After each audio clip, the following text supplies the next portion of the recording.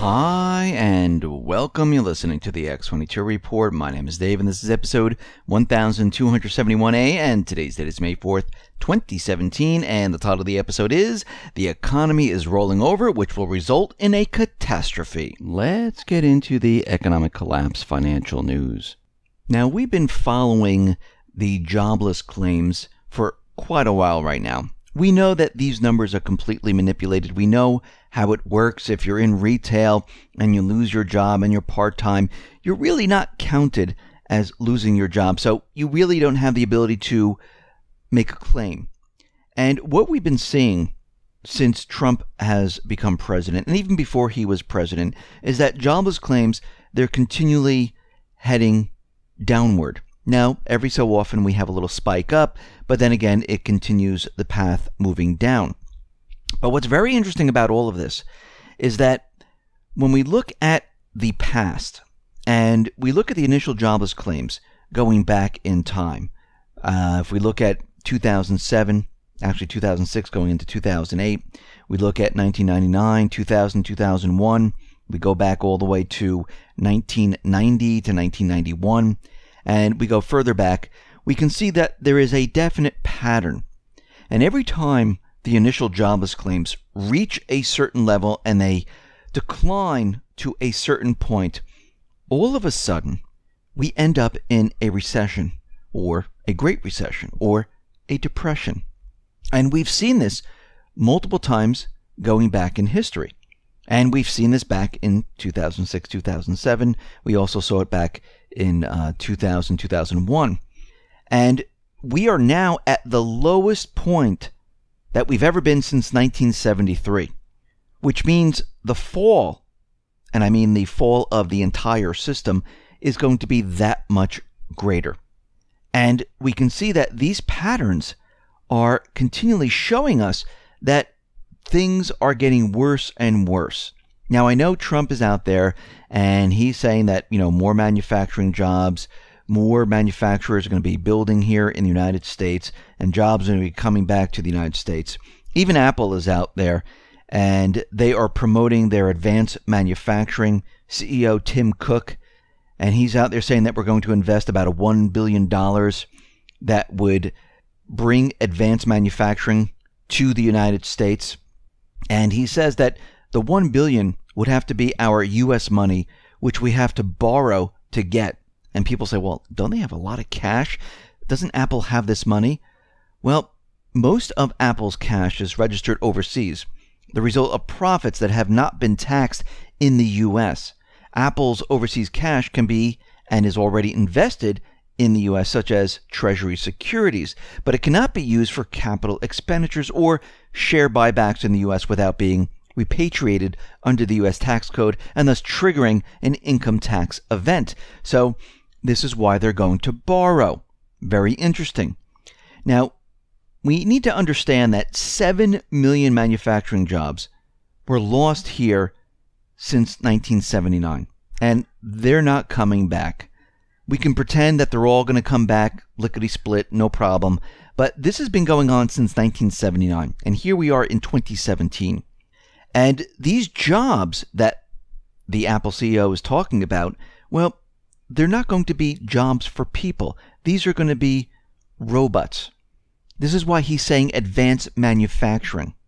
He's saying that robots are going to manufacture here in the United States. And why do they want robots? Because robots, no matter which country they're in, they don't get paid. You don't have to worry about a pension. You don't have to worry about salary increases. Robots cost the same in every single country. So it doesn't matter if the manufacturing is here or not here. I mean, yes, there's taxes and other things, but if that is all stripped away, manufacturing will be exactly the same. And we can see this is where they are headed right now. And what we're seeing is that manufacturing, most likely, on a grand scale, will never return here to the United States. Because we can see already overseas in China and other areas, they're already turning to automation, to robots, to create the products. And this is going to be a huge problem. And as we move forward, these jobs most likely will not exist in the future. Now, we can still become a manufacturing powerhouse by having manufacturers come back to the United States, and maybe there'll be other jobs to maintain the robots, but there won't be as many jobs. So we can see right now the promise of bringing back all these jobs, it is just not going to work. After the crash, bringing back the manufacturing companies and creating other high skill level jobs to maintain the robots and things like that, yes, that is a completely different story. So we're seeing that factory orders here in the United States, well, they have completely disappointed. Factory orders rose just 0.2%. They expected a 0.4% gain. And it was the 0.3% tumble in core orders. And if we exclude transportation, that's what we're talking about. This is the biggest month-to-month drop since February of 2016. We also see U.S. productivity. It has dropped for 4 of the last 6 quarters, plunging 0.6% in the first quarter, dramatically worse than the 0.1% decline expected. Now, we can see that things are absolutely getting worse in the United States. We've been following this, we've been tracking it, and we realize and we understand that each of the economic sectors that we've been looking at, they have been contracting. There has been no improvement whatsoever. Every time the corporate media talks about a surge, you need to put it into context, because they say, oh, housing is surging. But when housing is in the negative range and there's negative sales or it's close to zero, and they're saying it's surging by 0.8%, that's not really a surge on the grand scale, because if you step back and look at the graph, you can see that housing was at 4, 5, 6% at that point in time. The same thing with manufacturing, the same thing with pretty much everything.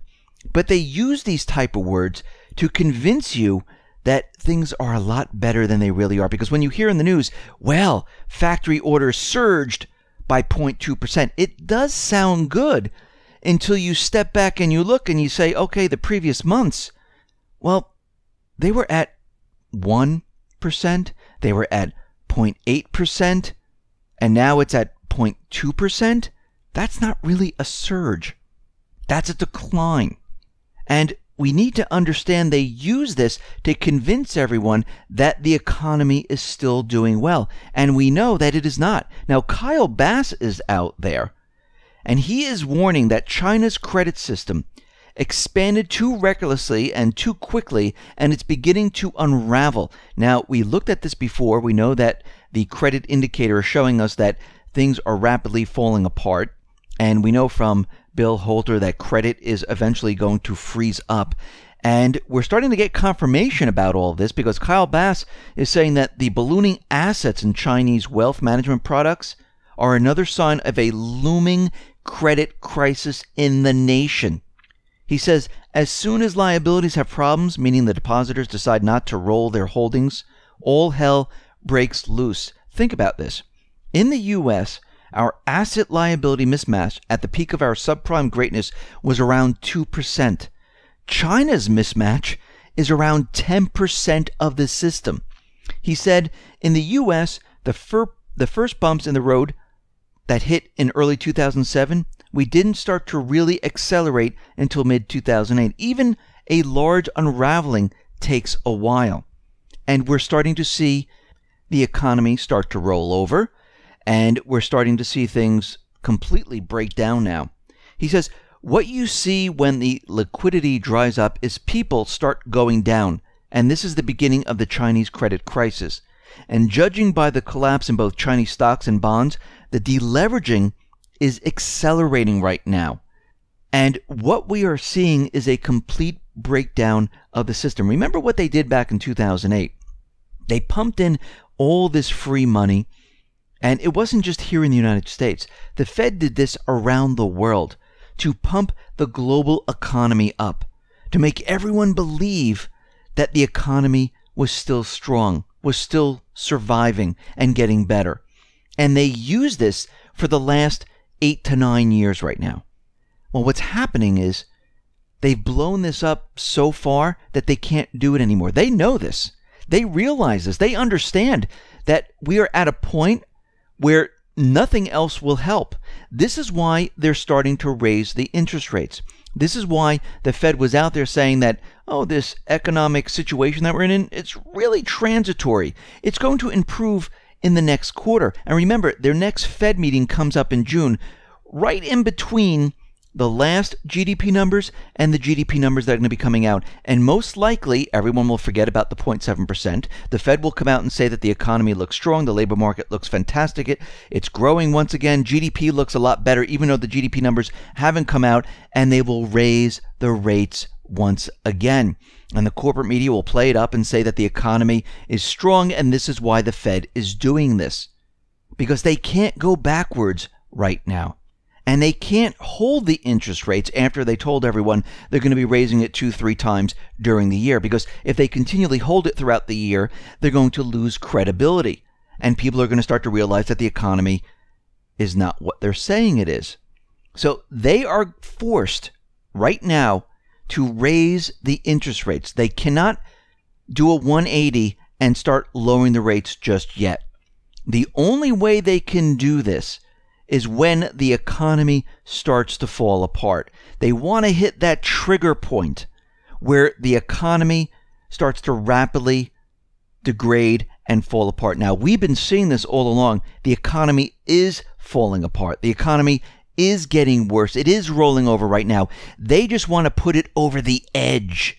They want it to start heading down that hill, and they want it to gain speed. Why? Because their end result is, you need us. You need the Fed. And of course, they'll point the finger at Trump at this point, saying, look what he just did from all his policies. Remember, they needed him to be in the White House for a certain period of time so they can blame what is about to happen.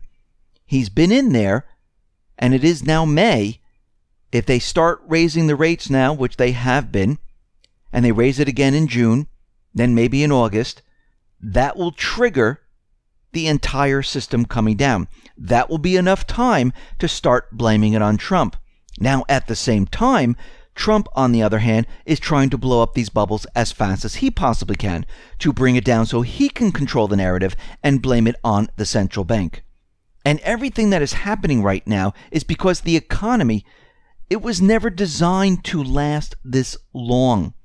If you go back in time, you can see the reserve currencies, they only last 40 to 45 years. Then they collapse. Why? Because of too much debt. And this is a pattern that we've been seeing all along. And here we are today. We are at the end of this cycle. This is why wages are going down. This is why we're seeing deflation. This is why they had to manipulate all the statistics to make you think that everything is fine and their system is working just like it's supposed to. This is why in the beginning of their system, they didn't have to really manipulate anything because it was the beginning and there wasn't that much debt. They were just starting off. The one thing they did have to do, because they came off the gold standard, was adjust for inflation, because they were creating so much currency and the currency lost value because it came off the gold standard. This is why everyone got a raise back in the 70s. This is why housing went up so fast. This is why we saw all this happening. This is why the interest rates were so high. Now we see the opposite. We're on the opposite end 40 plus years later. And we are looking at a collapse scenario. So get ready, get prepared, because this whole thing, it's coming down. Listen, everyone, thanks a lot for listening. Be well, be safe, and especially be prepared. Thanks a lot.